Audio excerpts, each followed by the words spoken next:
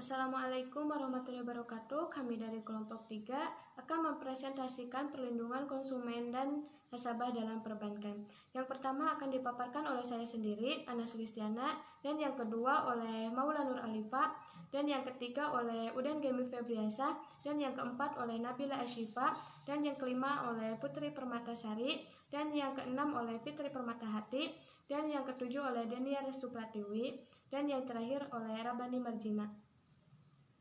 Yang pertama adalah pengertian perlindungan konsumen. Perlindungan konsumen merupakan perangkat hukum yang dibuat untuk menjadi pelindung hak konsumen.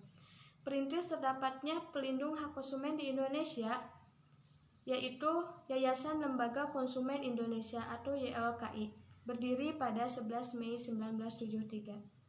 Sekian. Di sini saya akan menjelaskan tentang hak konsumen. Yang pertama, hak atas kenyamanan, keamanan, dan keselamatan dalam mengkonsumsi barang atau jasa. Yang kedua, hak untuk memilih barang atau jasa dan juga memperoleh barang atau jasa itu dengan nilai tukar dan keadaan serta jaminan yang dijanjikan. Yang ketiga, hak untuk mendapat perlakuan atau dilayani dengan benar dan jujur serta tidak diskriminatif. Yang terakhir, hak untuk memperoleh kompensasi, ganti rugi, atau penggantian apabila barang atau jasa yang diterima tidak sesuai dengan perjanjian atau tidak sebagaimana mestinya, dan lain sebagainya. Baik, di sini saya akan menjelaskan tentang kewajiban konsumen.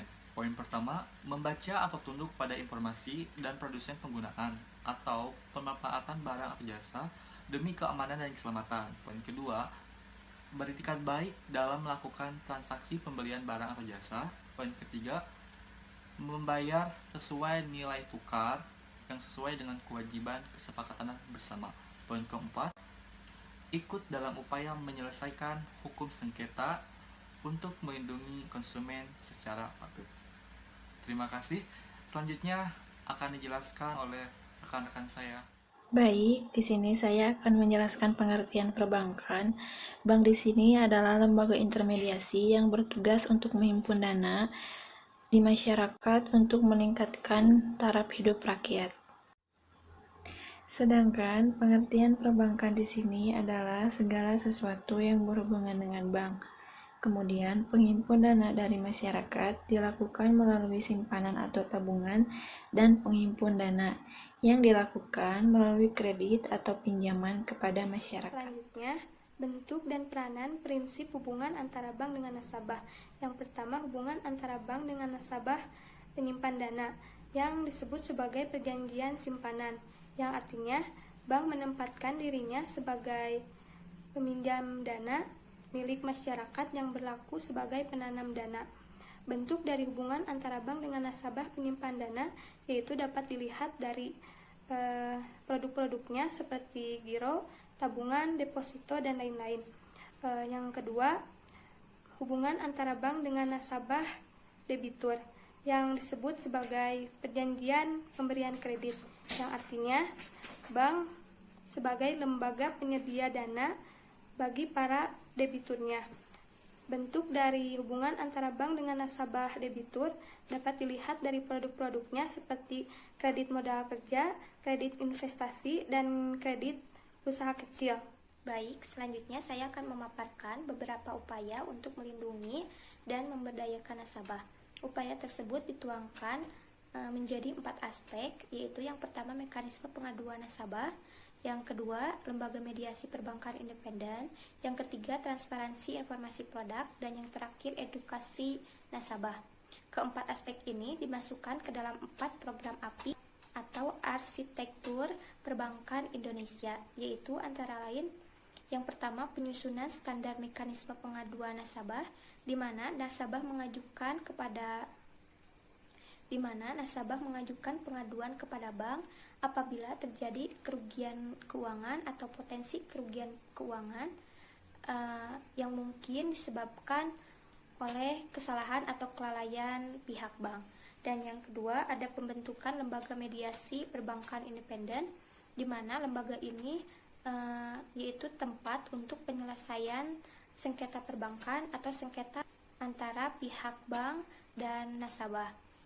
Yang ketiga, ada penyusunan standar transparansi informasi produk, di mana bank memberikan informasi yang cukup mengenai manfaat, resiko, dan juga biaya-biaya yang terkait dengan suatu produk bank.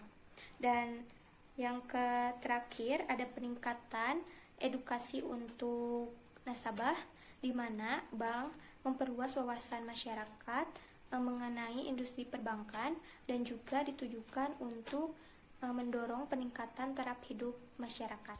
Saya Denia Restu Pratiwi akan menjelaskan tentang jenis-jenis nasabah.